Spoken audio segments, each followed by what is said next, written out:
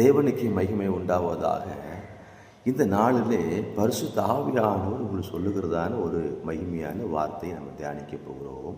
சங்கீதம் 147 சங்கீதம் 14வது வசனத்தில் வாசிக்கிறோம்.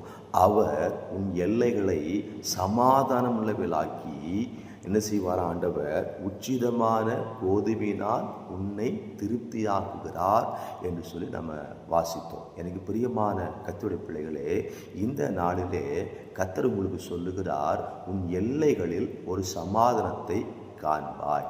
ஆமென். என் கர்த்தர் சொன்ன வார்த்தை அது மாறாது.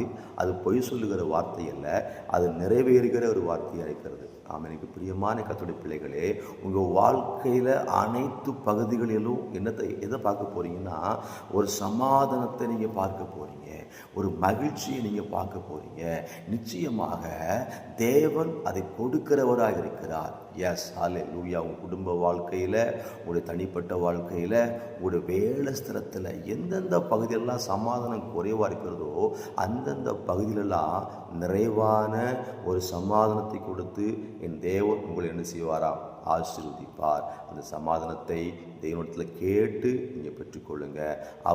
அவர் எப்படி சமாதானமுள்ள தேவனாக இருக்கிறாரோ உங்கள் குடும்பத்தையும் சமாதானமாய் வாழ வைப்பார், சந்தோஷமாய் வாழ வைப்பார், செழிப்பாக வாழ வைப்பார். கர்த்தர் யாவரையும் உங்களை ஆசீர்வதிப்பாராக.